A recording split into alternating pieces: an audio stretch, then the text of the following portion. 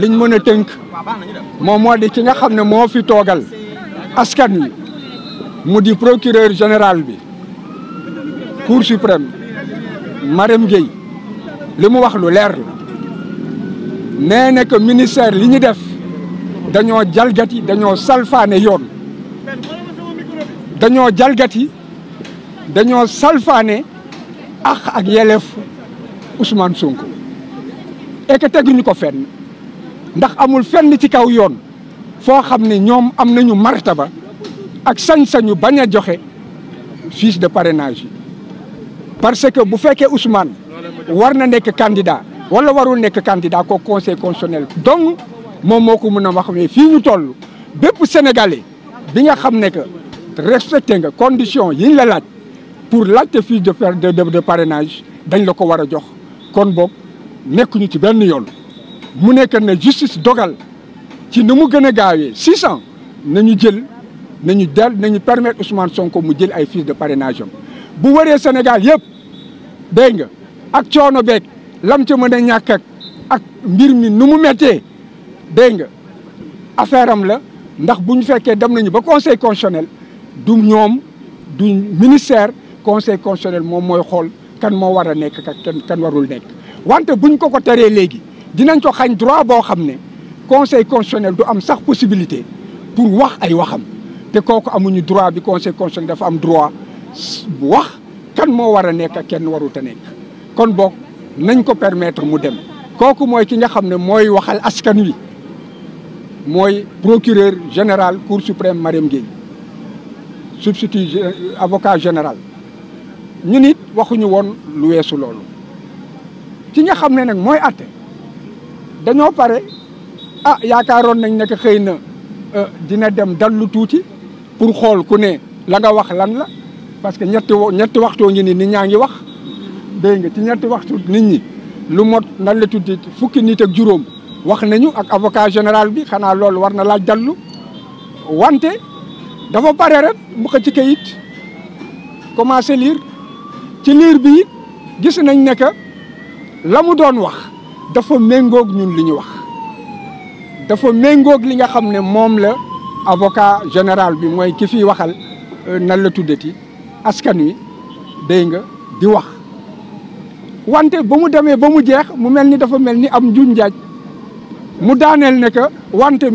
direction des élections ak administration bi li ñu def yoon la mun nañ ko tere mu am fiche parrainage ba kenn xamul lu xew ku ci nekk yaa ngi laajte parce que loolu da ko doon ngunguni lan la wax man sama bopp dama ñëwoon bay tàllal nopp ndax mujjenteel bi kenn déggul dama mujj dem ci greffier bi ne ko waaw lan la wax lan la mujjee mu ne daf leen ñàkkal doole ma ne ñàkkal doole mu ne waaw moom moo di rejeté na ko kon boog li ñuy jàpp moom moo di que lenn daal leer na tey jii avenir du Sénégal moom mooy dox. léegi amu leen possibilité def recours. recours yi moom ñu ngi ci. nan ngeen di def recours yi bari na Sénégal nag dañoo am habitude def lu leen neex suñ leen condamné ñu ne ñoo tey on est souverain te fu ñu tàllalee de la Cour suprême a clairement expliqué que ce que la direction des élections et le ministre de l'Intérieur ont fait relève d'une voie de fait, qu'ils n'ont pas la compétence dévolue par la loi pour procéder comme ils l'ont fait, qu'ils ont porté gravement atteinte aux droits de Ousmane Sonko, qu'il ne leur appartient pas de dire si Ousmane Sonko doit être, comment dirais-je, la candidature de Ousmane Sonko est valable ou n'est pas valable parce qu'on, pour l'instant, nous sommes candidats à la candidature. Et ces questions ne relèvent que du pouvoir du Conseil constitutionnel. Que par voie de conséquence, puisqu'ils ont agi tel qu'ils l'ont fait, il s'agit en réalité d'une violence d'État qui est exercée et qui n'a pas de fondement juridique assis. Et l'avocat général a demandé à ce que l'on délivre à Ousmane Sonko les fiches de parrainage. On a été surpris. Dès qu'il a terminé, le juge a commencé à lire sa décision. Et après un raisonnement où nous attendions à ce qu'il nous donne raison. Et certainement où le représentant du ministère public attendait aussi qu'il lui donne raison.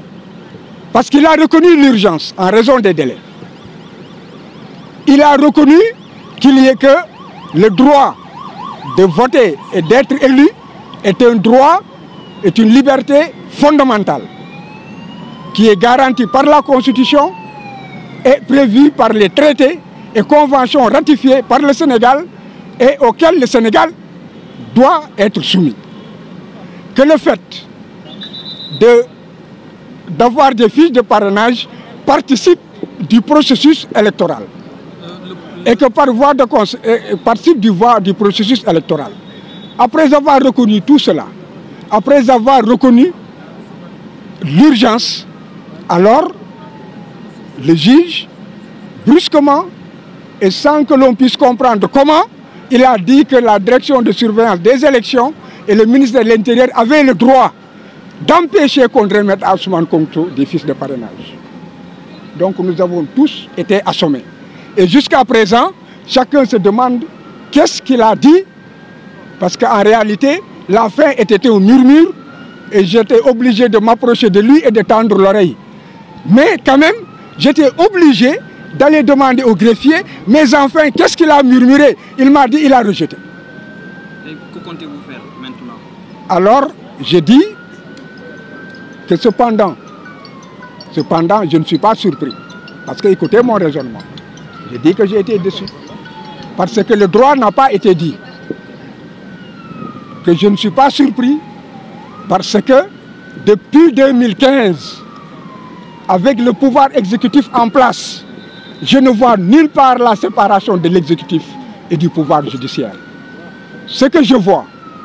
c'est qu'il y a une rupture des amarres entre l'État du Sénégal et la démocratie et l'État de droit. Par voie de conséquence, cela se reflète nécessairement dans les décisions de justice. Et là, c'est bien dommage. Parce que nous sommes à un tournant historique où on veut priver le peuple sénégalais de la possibilité de choisir souverainement celui qu'il a décidé de mettre à la tête des affaires de ce pays. Et là, une poignée de personnes ne peuvent pas nous prendre en otage. Et il faut que cela s'arrête. Il n'y a pas de voie de recours. J'ai dit dans ma plaidoirie que nous sommes dans un tournant historique où chaque homme, par la plume, par la parole et par les actes, prend ses responsabilités individuelles et engage ses responsabilités individuelles. Qu'il soit citoyen, qu'il soit député, qu'il soit juge ou qu'il soit ministre. Donc, moi, si je ne suis pas surpris, c'est que aucune décision ne me surprend depuis 2015. Ayant été là, ayant suivi et ayant pu être témoin de toutes les pratiques républicaines depuis 1963 et la rupture que j'ai observée en 2015 me permettait en ce moment déjà de dire que l'État a rompu les amarres avec la démocratie et l'État de droit.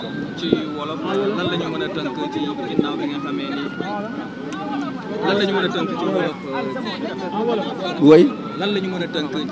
ku ne xam na ne yàlla daa bind te yemalewul am na ñu matal am ñu matlewul waaye ba mottali amee ba léegi kenn sonnatul buur kattan di produit 100% naturel sans effet secondaire ñu defare ko li nga xamante ni moo di petit cola bisaab ak jinjeer ñoo ngi jàppale leen ci seen wàllu kattan ak seen wàllu wërgu-yaram bu nekk jar na fi nguur ak keng ba ci kikirikiij waaye bii mooy seen buur di buur kattan ballonnement moo ci mën constipation faiblesse sexuelle diabète sinusite éjaculation précoce di joxe appétit sexuel teg ci itam day raxas sa biir ba mu set wecc xar yëpp xar lañ waaye laadum da ciy gën te bu ñu nee góor ngóoraa tax